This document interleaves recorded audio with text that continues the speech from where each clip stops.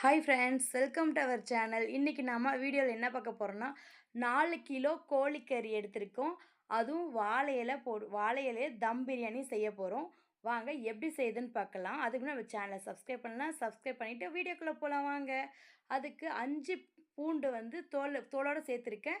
ஒரு கைப்பிடி அளவு இஞ்சி சேர்த்து நல்லா மிக்ஸி ஜாரில் அரைச்சி எடுத்துக்கலாம். 15 வெங்காயம் வந்து நீல வாக்கில் கட் பண்ணி எடுத்துக்கோங்க. நல்லா வந்து தண்ணியில் அலசிட்டு கட் பண்ணி எடுத்துக்கோங்க.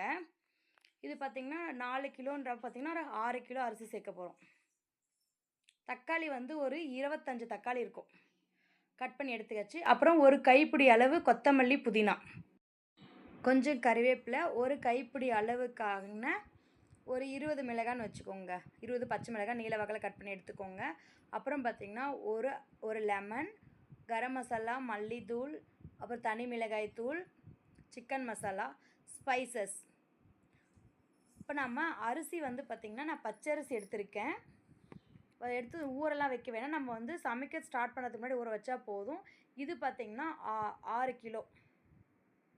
இது கடாய் வச்சாச்சு. இது வந்து ஒரு டபரா செட் வச்சுட்டு, நல்லா பெருசாக இருக்குது வச்சுட்டு, எண்ணெய் வந்து 1/2 லிட்டர். ஸ்பைசஸ் பார்த்திங்கன்னா பட்டை, லவங்கம், கிராம்பு அது மாதிரி தான்.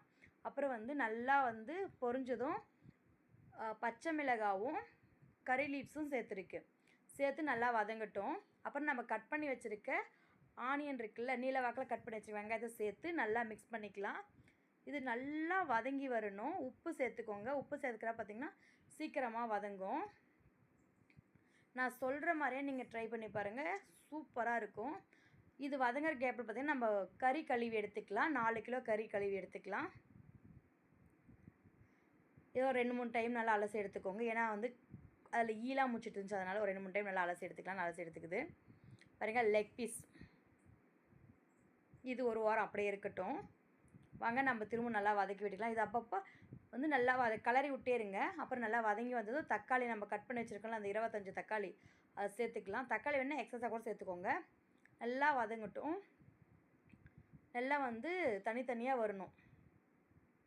பாருங்கள், கொஞ்சம் மூடி போட்டு வச்சுட்டோம். கொஞ்ச நேரம் கழித்து அதை பார்க்கலாம். பாருங்கள், நல்லா வந்து அந்த வெந்து வந்திருக்கு தக்காளி. ஆனால் இன்னும் வதங்கலை, வெந்து மட்டும் இருக்குது. அதில் வந்து கலரி விடும்போதே பார்த்திங்கன்னா அந்த ஒரு நச்சு வச்சுக்கணும். அந்த தோல் எல்லாம் பாருங்கள், இனிமேல் தொலியெல்லாம் தனியாக வர அளவுக்கு நச்சு எடுத்துக்கோங்க. நல்லா வதங்கட்டும். நல்லா வதங்கி வந்ததுக்கப்புறம் பார்த்திங்கன்னா இஞ்சி பூண்டு பேஸ்ட்டு இப்போ தான் சேர்க்கணும். இப்போ சேர்த்திங்கன்னா இதோட பச்சை வாசனை போட்டோம். அதுக்காக நல்லா கலரி விட்டுக்கோங்க. நல்லா வதக்கிடலாம். பாருங்கள், இப்போ நல்லா வதங்கி வந்துருச்சு. இப்போ வந்து ஆஃப் லெமன், நல்லா கேட்டுக்கோங்க, ஆஃப் லெமன் மட்டும் புழிஞ்சு விட்டு மிச்சம் ஆஃப் லெமன் அப்படியே இருக்கட்டும். நல்லா மிக்ஸ் பண்ணிக்கலாம். அந்த எண்ணெய்லாம் தனித்தனியாக பிரிஞ்சு வரணும். அப்புறம் வந்து பார்த்திங்கன்னா நம்ம எடுத்து வச்சுருக்க வந்து மசாலாஸ்லாம் இப்போ சேர்த்துடலாம். சேர்த்து நல்லா வந்து அதோட பச்சை வாசம் போகிற வரையும் வதக்கிடலாம். நல்லா வதங்கட்டும். இப்போ நல்லா பார்த்திங்கன்னா எண்ணெய் பிரிஞ்சு வந்துச்சு. இந்த ஸ்டேஜில் வந்து பார்த்திங்கன்னா நாம் கட் பண்ணி எடுத்து வச்சுருக்க கறி சேர்த்துடலாம். கறி சேர்த்து நல்லா மிக்ஸ் பண்ணி தான், இது வந்து பார்த்திங்கன்னா நல்லா வந்து மிக்ஸ் ஆகணும்.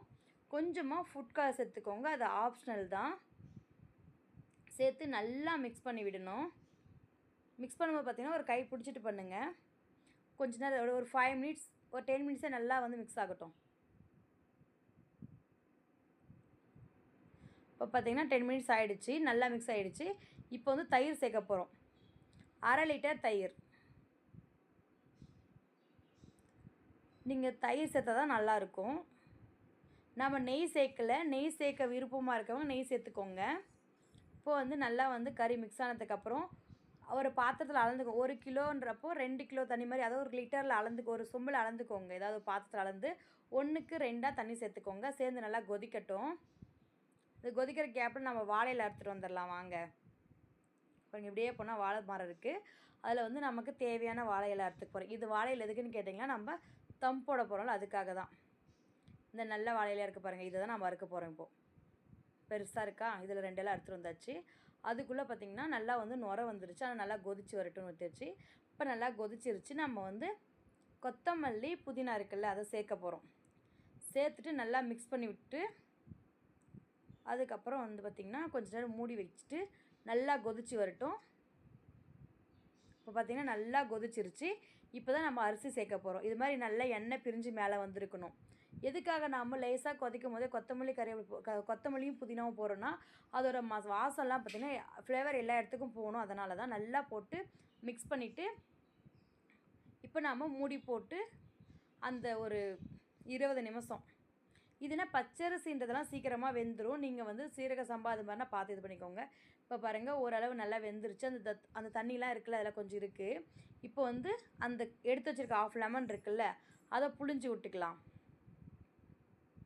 புழிஞ்சு விட்டு எல்லாத்தையும் வந்து சமப்படுத்த போகிறோம். யாரெல்லாம் இது மாதிரி நிறைய பிரியாணி செஞ்சு சாப்பிட்ருக்கீங்கன்னு கமெண்ட் பண்ணுங்கள். உண்மையிலேயே சொல்கிறேங்க, டேஸ்ட்டு வேறு லெவல். கண்டிப்பாக நீங்கள் ட்ரை பண்ணி பாருங்கள். உப்பு காரம்லாம் நீங்கள் செக் பண்ணிவிட்டு அதுக்கப்புறம் மிக்ஸ் பண்ணிவிடுங்க.